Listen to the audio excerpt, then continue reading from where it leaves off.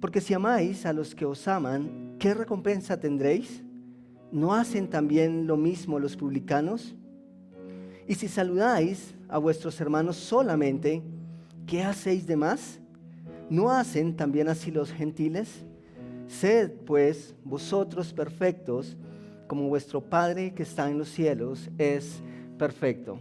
Padre, en tu perfección, nosotros podemos soñar con hacer lo que es agradable a tus ojos. Sabemos que mientras estemos en esta tierra, mientras habitemos este mundo, vamos a estar en continua lucha entre lo que nosotros queremos hacer y lo que tú esperas que nosotros hagamos. Y antes de que tú llegaras a nuestras vidas, esto era imposible, ni siquiera era un anhelo en nuestro corazón, ni siquiera era algo que comprendiéramos. Pero cuando tú llegaste a nuestras vidas, nos hiciste entender que es importante cambiar nuestro pensamiento, que no solamente viniste a morir en nuestro lugar para asegurar una eternidad con nosotros, a tu lado, sino que viniste también a darnos la esperanza de que nosotros a través de nuestra vida podemos ser aquellos que transforman una sociedad, aquellos que llevan un mensaje de vida y de esperanza en el día a día. Y nosotros acabamos de cantar que lo entregamos todo. Y yo sé que tú has escuchado. No sé qué implica en nuestro corazón, en el corazón de mis amigos y hermanos, el querer entregar todo a ti. Lo único que sé, Señor, es que tú lo quieres todo. Porque cuando nosotros realmente entregamos todo, rendimos todo a ti, es cuando nosotros vemos tus propósitos, tu plan cumplirse en nuestra vida. Y ese es mi deseo. Y es el deseo para con cada uno de nosotros, Señor. Que nosotros podamos ver tu plan corriendo, tu plan en marcha en cada uno de nosotros.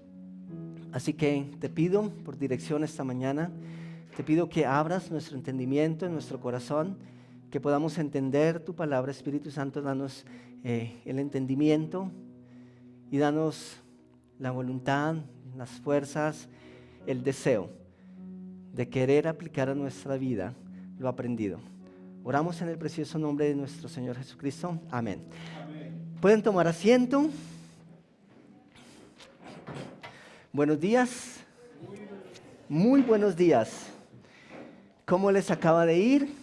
Gracias por acompañarnos, gracias por agendar esta cita, no con el pastor, no con la iglesia, no con tus hermanos, sino especialmente con Dios, ¿vale? Así que gracias por estar con nosotros. Somos una iglesia cristiana y básicamente nos guiamos a través de 3 palabras que son básicas, pero que tienen que ver con cada cosa que hacemos. Primero, queremos que conozcan, que la gente conozca de Dios a través de cada una de las cosas que hacemos. Segundo, que conecten con su familia. ¿Y cuál es la familia de Dios? Aquellos que hemos aceptado su mensaje, que hemos abierto y abrazado el sacrificio de nuestro Señor en la cruz. Así que esta es una familia espiritual. Queremos que conectes con esa familia, que sean tus amigos, que sean tus hermanos, que ojalá tus relaciones más estrechas sean con alguno de tus hermanos. Y por último, queremos que compartas lo que recibes de Dios con el mundo. Y especialmente nos referimos a lo aprendido. Si la palabra de Dios, si el mensaje de Dios ha sido vital en tu vida, si tu vida está siendo transformada por Dios a través de su mensaje, Dios demanda de nosotros que debemos compartirlo con nuestra familia, con nuestros amigos, con aquellos que están a nuestro alrededor. Así que, ¿por qué no invitas a tu vecino, a tu hermano, a tu primo, a tu familiar? Esa es la tercera razón para la que nosotros existimos como iglesia. Entrando un poco en materia, los evangelios registran la charla más profunda y a la vez más sencilla que la humanidad haya escuchado. Y saben, nunca vamos a ver en YouTube, nunca vamos a encontrar en ningún otro lugar una charla más profunda que esta. ¿Ustedes han escuchado el Sermón del Monte? Esa es la charla más impresionante y está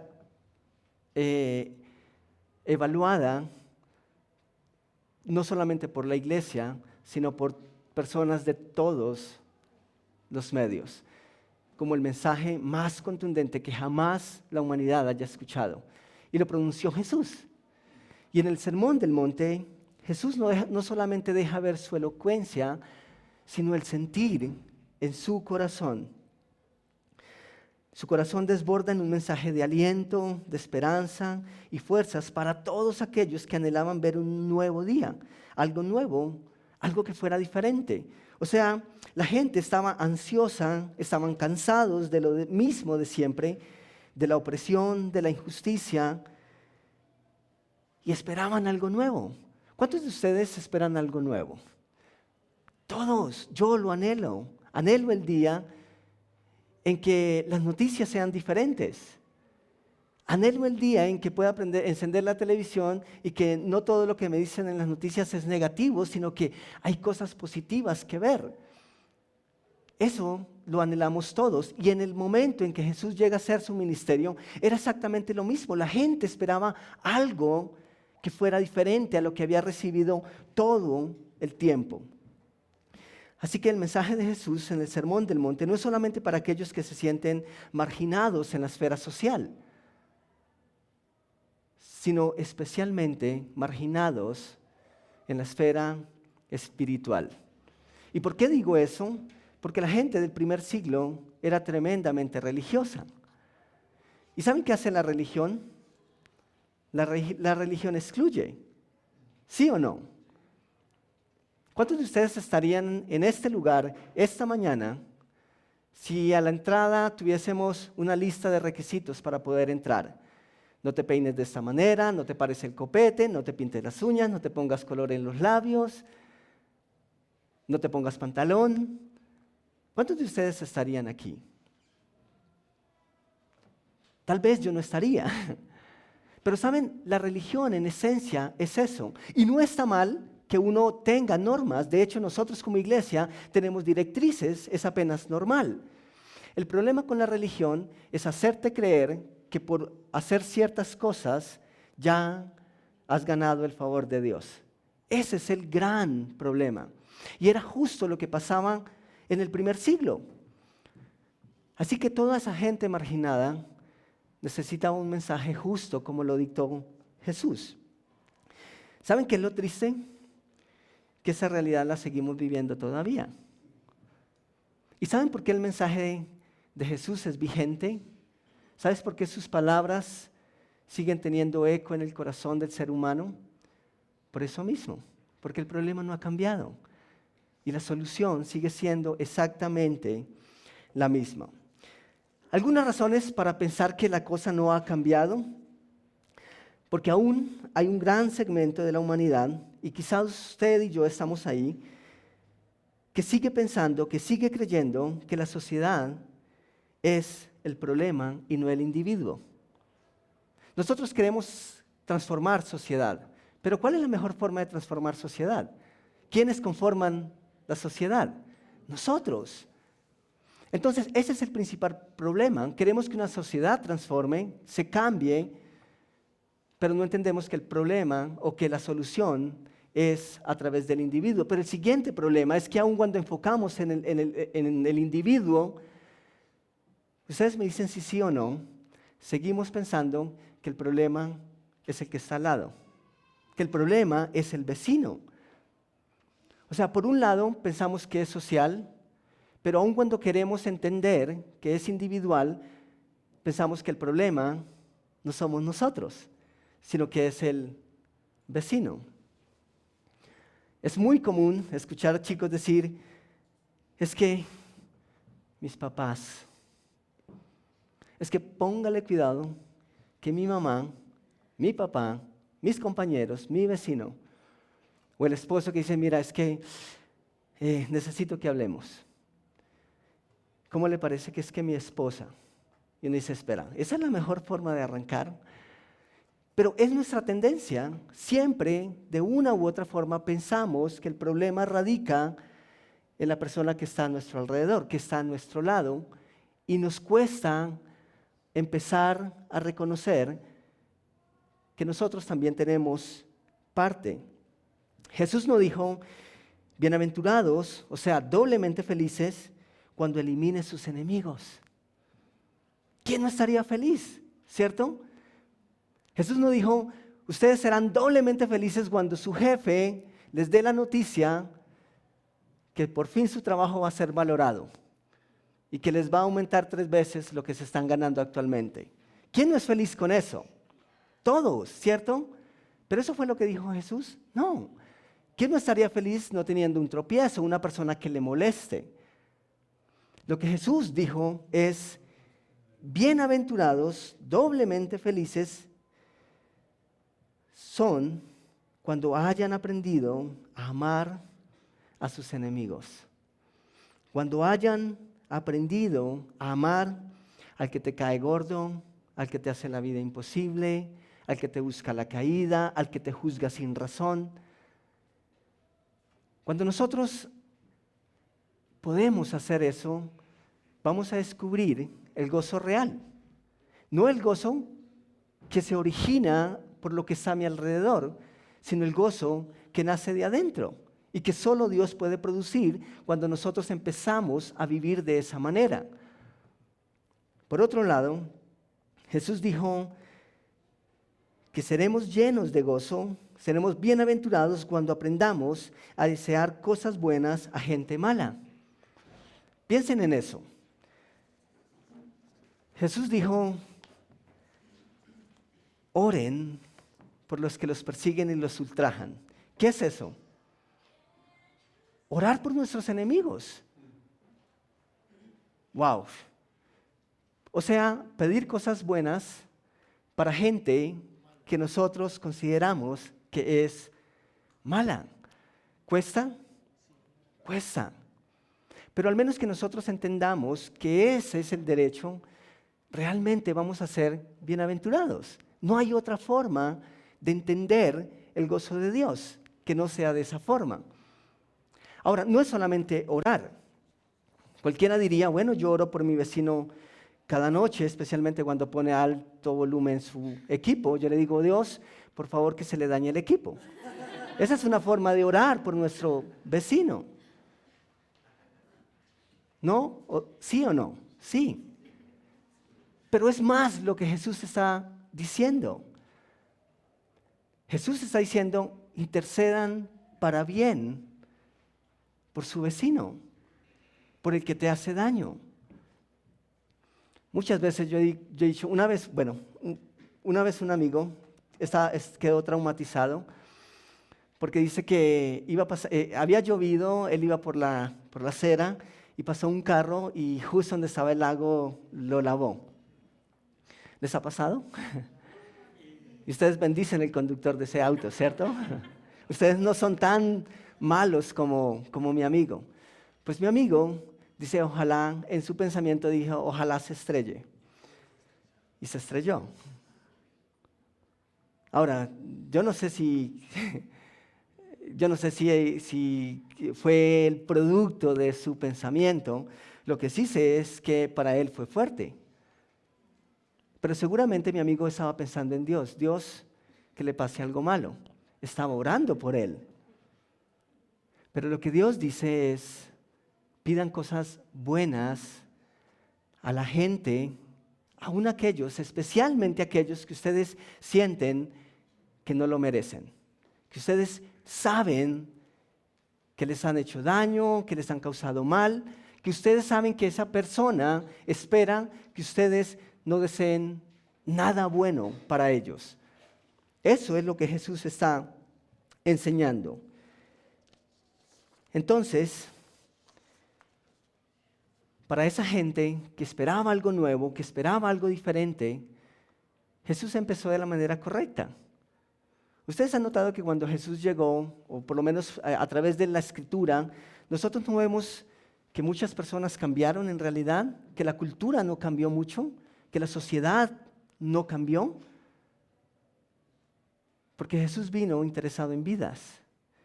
Y Jesús entendió que en la medida que esas personas abrazaran ese mensaje, luego las cosas iban a empezar a cambiar.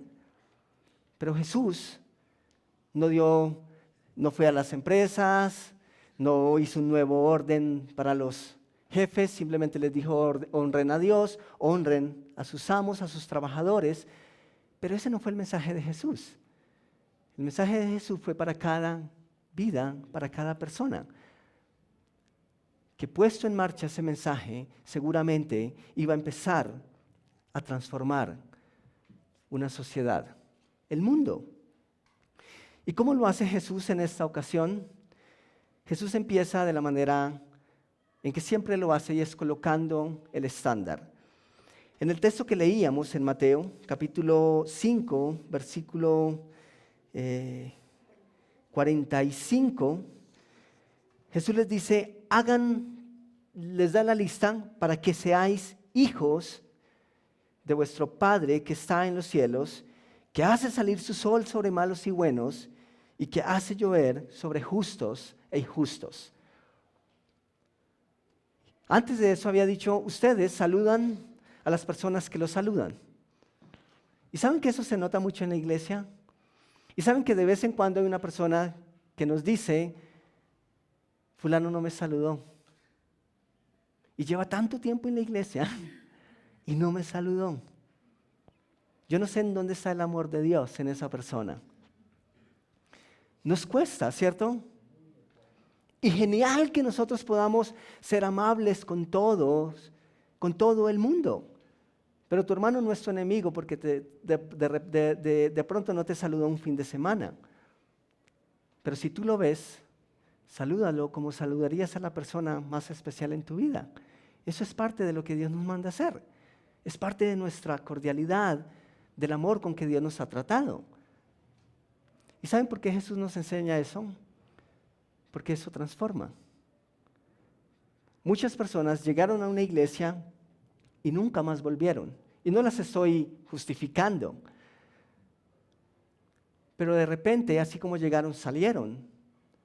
No saludaron siquiera a alguien porque nadie los saludó. Y eso no está bien. Yo creo que si una persona llega a nuestra comunidad, debe sentirse especial. Y la medida mínima es un saludo amable, un saludo grato.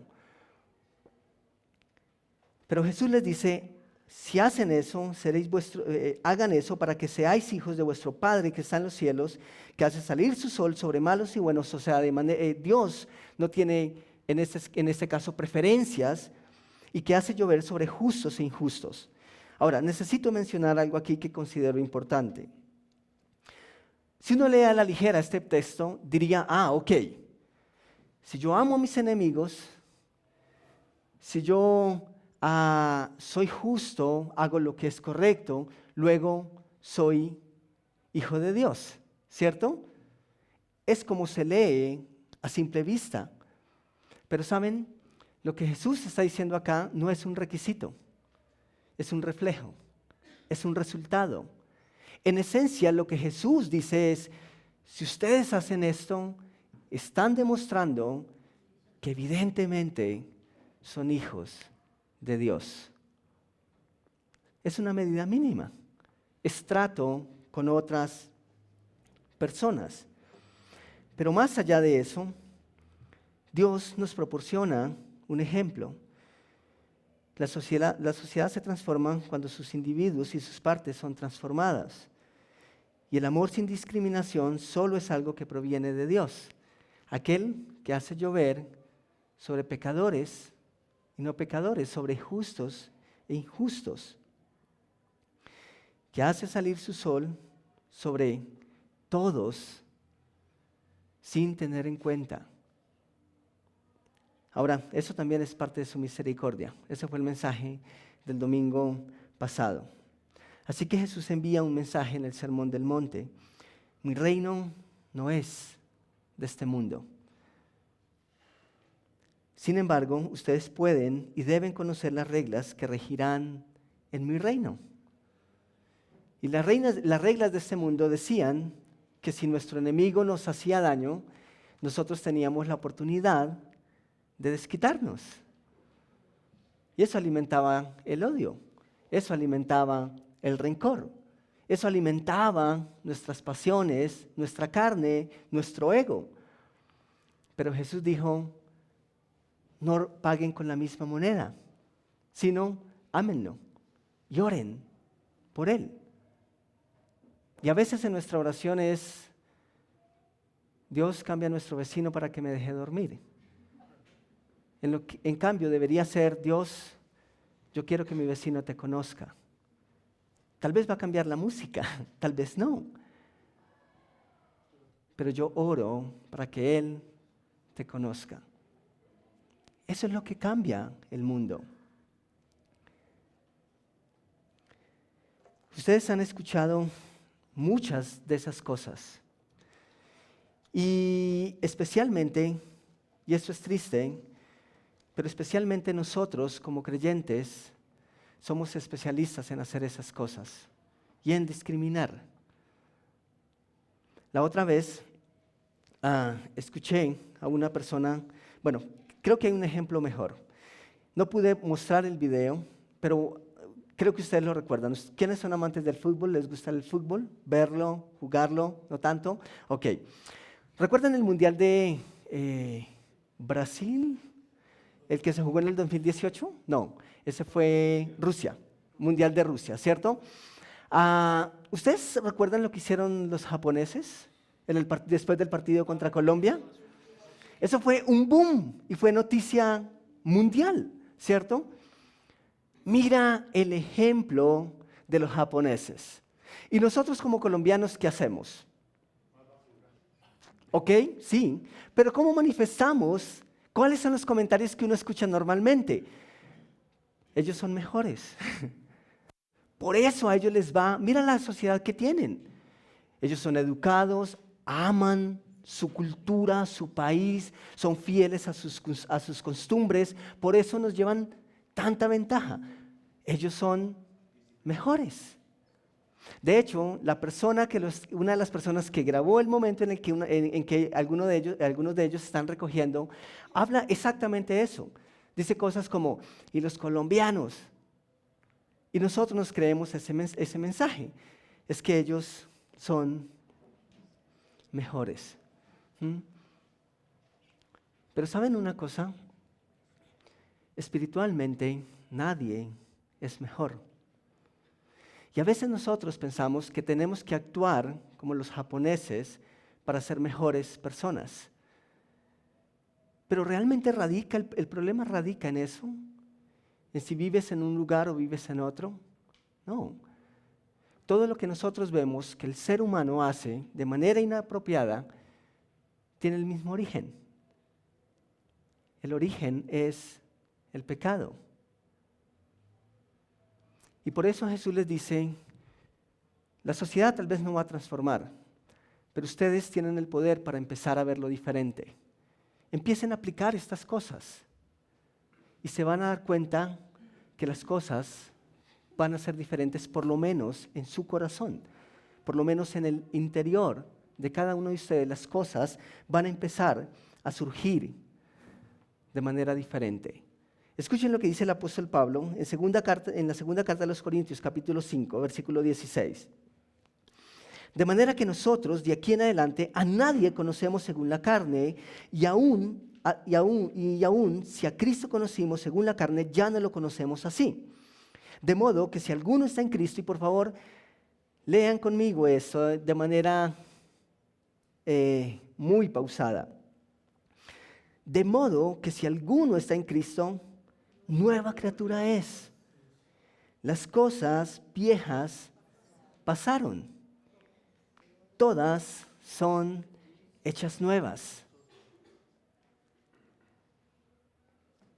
Jesús no transformó una comunidad, un pueblo o una nación. Pero Él sabía que en la medida en que un individuo de esa tribu, de esa nación, de ese grupo social conociera y abrazara este mensaje, entonces podía ser transformada. El versículo 18 dice, y todo esto proviene de Dios, que nos reconcilió consigo mismo por Cristo y nos dio el ministerio de la reconciliación. Ahora, leamos esto mismo en una versión diferente, en la Nueva Traducción Viviente. Tal vez es un poco más entendible para algunos de nosotros. Dice, así que hemos dejado, ¿de qué? Ese término me encanta.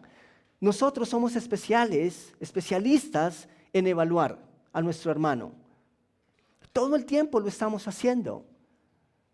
Yo lucho todo el tiempo porque hay cierto gremio de conductores que siento que no hacen las cosas bien. Y a veces tiendo a encasillarlos a todos. Por la evaluación que hice de uno, luego entonces todos son iguales. Y no es así. Pero el apóstol Pablo dice que cuando conoció de Cristo, que cuando nosotros conocemos de Jesús, dice, hemos dejado de evaluar a otros desde el punto de vista humano. Y quiero que tengamos en cuenta esa parte humana. ¿Por qué? Porque humanamente todos estamos en el mismo nivel. Y Pablo dice, espera, tenemos que empezar a cambiar el chip. Tenemos que hacerlo. Porque tenemos que dejar de ver al humano como un pecador, como un mentiroso, como un ladrón, y empezar a verlo como una víctima del pecado. Esa es la gran diferencia. Si un taxista nos hace daño, nosotros decimos, es que ese taxista, y le colocamos el rótulo. Esa persona hace eso quizá porque no ha conocido a Dios. Y luego Pablo dice, tienes que dejar de verlo como el vigilante que te pone los miles de peros para el ingreso, como el taxista que sientes que te está cobrando de más, como el señor de la buseta que se quedó con tus vueltas, como el vecino que saca el perrito y no lo recoge. Pablo dice, si Cristo está en tu vida, si Jesús está en tu vida, necesitas empezar a cambiar el chip. Necesitas empezar de verlo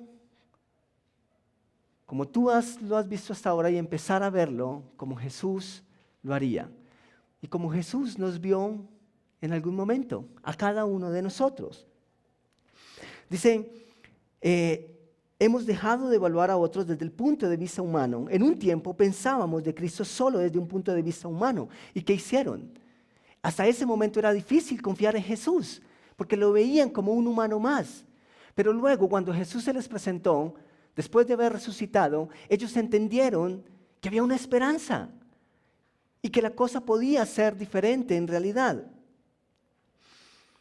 Y el versículo 17 dice, eso significa que todo el que pertenece a Cristo se ha convertido ¿en qué? En una persona nueva. Primero, que va a descubrir algunas cosas nuevas, pero que también va a empezar a evaluar a otros de manera diferente, de manera distinta. La vida antigua ha pasado, una nueva vida ha comenzado. Versículo 18, y todo esto es un regalo de Dios que nos trajo de vuelta a sí mismo por medio de Cristo. Y Dios nos ha dado la tarea. ¿Leyeron eso? ¿Entienden ahora por qué Conviva, las 3C, conocer, conectar, compartir? Es ayudar a otros en la reconciliación con su Creador, con Dios. ¿Y esa tarea para quién es? Para nosotros, para todos los que conocemos de Jesús. Así que Jesús dice, ¿quieres ver algo nuevo? ¿Quiere que haga nuevas cosas en ti? Pues te he hecho una nueva creación. Y recuerdan que hace 8 días hablamos de que cuando la Biblia se refiere a nuevo, no siempre tiene que ver con un reemplazo, sino con una renovación. Pues lo que Jesús ha hecho en nosotros es una renovación. Nos ha llevado de una u otra forma a otro nivel. Dice que los que estamos en Cristo somos una nueva persona, una nueva criatura. Dice que las cosas viejas han pasado, pero hay otras que son nuevas. Analicemos el primer punto, estar en Cristo. Es el primer punto en sus boletines. Si lo tienen, estar en Cristo.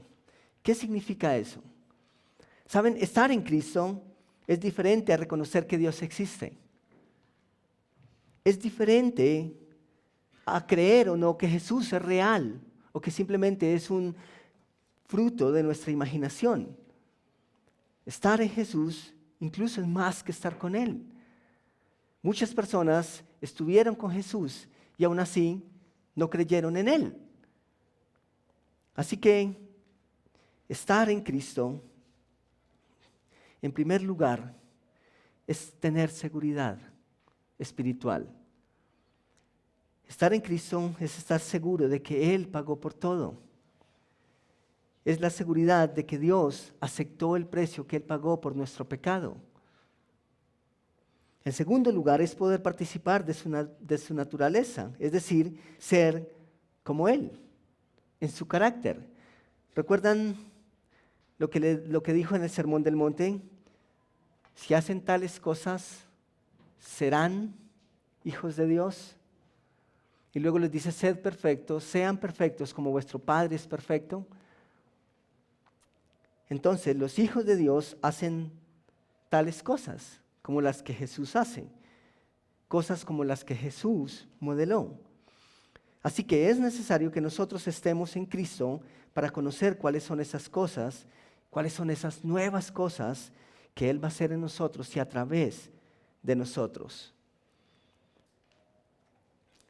En versículo 16 de 2 de Corintios, que leímos ahorita, capítulo 5, dice, así que hemos dejado de evaluar a otros desde el punto de vista humano.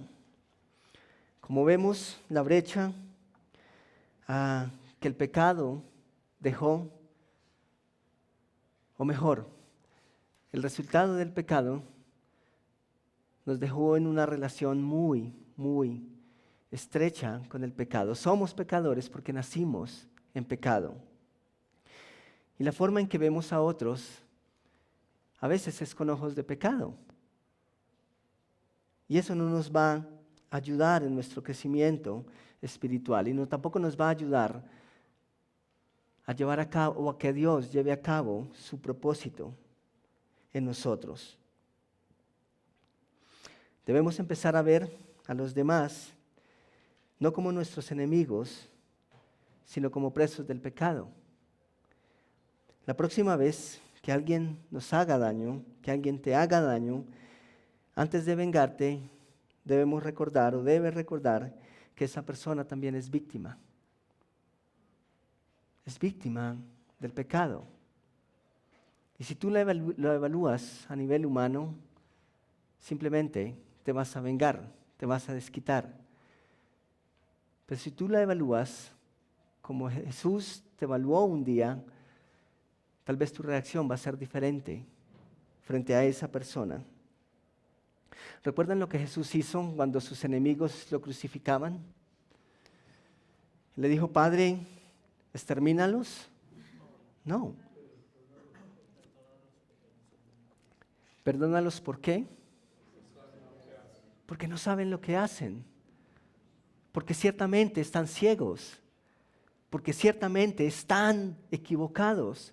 Porque ciertamente no pueden entender tu pensamiento. Pero nosotros que somos sus hijos, no podemos pensar de la misma manera. No tenemos esa excusa. Estar en Cristo lleva consigo una nueva relación. ¿Y saben qué es lo interesante? Cuando nosotros hablamos de algo nuevo, las cosas viejas pasaron, Jesús no solamente está haciendo referencia, o Pablo no solo está haciendo referencia a todas las cosas que antes hacíamos. ¿Saben qué es lo nuevo? Nuestra relación con Él. Antes, nuestra relación de padre e hijo era con Adán y con los resultados de su pecado. Y en esa relación, en esa vieja relación con Adán, ¿qué cosas hacíamos? todo lo que desagradaba a Dios, y de hecho lo veíamos normal. Pero Pablo ahora dice que esas cosas pasaron y ahora son hechas nuevas. El elemento principal de esas nuevas cosas es nuestra relación con Jesús. Es nuestra relación con Dios. Y en esa relación nosotros podemos descubrir nuevas cosas. ¿Cuáles son esas nuevas cosas? Antes de leer que hay nuevas cosas, nosotros leemos que hay otras que pasaron, ¿cierto? ¿Cuántos de nosotros pudiéramos o podemos decir que en realidad muchas de esas cosas pasaron? ¿Que cuántos de esos engaños son cosa del pasado? ¿Que cuántas de esas mentiras, que cuántas de esos malos pensamientos son cosa del pasado? He aquí, todas son hechas nuevas. Si tú estás en Cristo, Dios te invita a dejar cosas en el pasado y comenzar a vivir cosas nuevas. Dios simplemente pudo habernos perdonado, pero no solo hizo eso, sino que dio propósito a nuestras vidas. Y ese propósito lo encontramos cuando nosotros empezamos a ajustar nuestra vida al carácter santo de Dios. Esas son las cosas nuevas. El vecino que te conocía antes de Cristo y que te pudo conocer después de Cristo, él puede decir que tú eras un viejo y que ahora eres una persona nueva. Tu vecino daría testimonio de que eres una nueva creación. Ojalá. ¿Recuerdan lo que Jesús dijo al principio del texto que leímos al principio? Tal vez no todo el mundo va a cambiar, la sociedad no va a cambiar de una vez, pero en la medida en que tú y yo ponemos en práctica el mensaje de Jesús, eso sí que va a transformar. Y el mundo va a experimentar algo nuevo. ¿Estamos cansados de la injusticia? Estamos cansados de la opresión del vecino, de nuestros enemigos. Jesús nos da la clave para empezar a cambiarlo. Tenemos que amarlos y tenemos que empezar a orar por ellos. Y no tenemos excusa, porque conocemos a Cristo. Porque las cosas viejas pasaron y porque ahora todas son hechas nuevas. Y en Cristo nosotros podemos hacerlo. Si no pudiésemos hacerlo, seguramente no estuviésemos leyendo las palabras que hemos leído esta mañana. En síntesis, debe existir un nuevo nacimiento. Debe existir un nacimiento espiritual. El cambio de chip comienza por nuestro nacimiento espiritual. Y si tú no has aceptado a Cristo como tu Salvador personal, significa que tú sigues siendo hijo de Adán, que sigues siendo hijo del pecado. Así que debes experimentar un nacimiento a través de la vida que Jesús te permite tener a través de su muerte. En segundo lugar, eso te lleva a una relación con Cristo. Es una relación especial. No es una relación de cada 8 días en la iglesia, o cada 15 o cada 20. Ustedes con sus esposos, con sus hijos, los que tienen algún tipo de relación, no se ven cada 15 días y hablan de las mismas cosas, ¿cierto? Sino que una relación hay que alimentarla todo el tiempo. Y lo mismo ocurre con Dios. Y por último, una nueva lista de metas. Un nuevo código ético, un nuevo código de valores, una nueva autoridad espiritual. ¿En qué nivel estás tú? Tal vez estás aquí y ya has aceptado a Cristo como tu Salvador personal. Eres un hijo de Dios. Si eres un hijo de Dios, ¿cómo está tu relación con Él? Y por último, si eres un hijo de Dios, ¿qué cosas han cambiado y qué cosas necesitan ser nuevas en tu vida? Quiero pedirles que inclinen el rostro y que me acompañen en un momento de oración.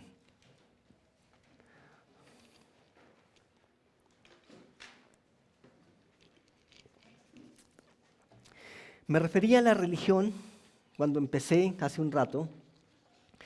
¿Y saben qué hace la religión? La religión en esencia te dice, si tú quieres acercarte a Dios, empieza a transformar tu vida, empieza a dejar ciertas cosas, esto te va, esto no te va.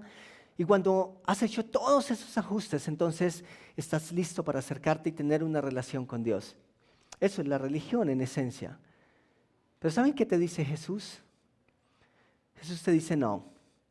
Si tú esperas transformar esas cosas para acercarte a mí, realmente nunca te vas a acercar.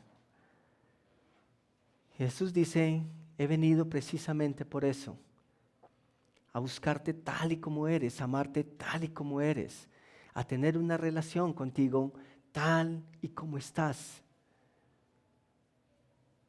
Y si esta mañana tú no tienes la certeza de que Jesús está en tu corazón, si no hay un momento en tu vida en el que puedes reconocer un antes de Jesús y un después de Jesús, tú puedes hacerlo esta mañana.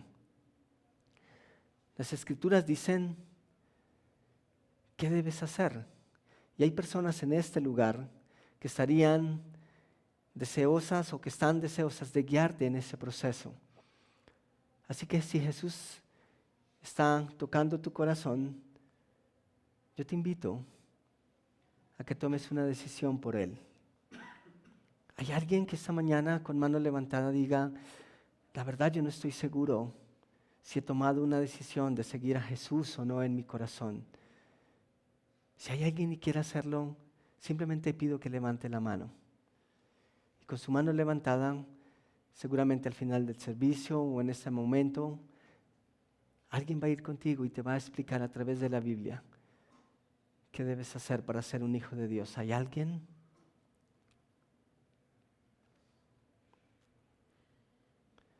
Señor, yo te doy gracias porque tu palabra nunca vuelve vacía y ha hecho su obra en cada uno de nosotros, en mi vida y en la de muchos de mis amigos aquí presentes.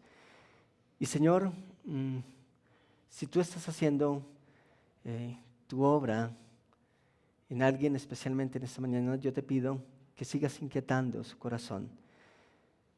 Que si hay alguien con las inquietudes, con las dudas, simplemente tú coloques el momento y que esa persona te pueda conocer.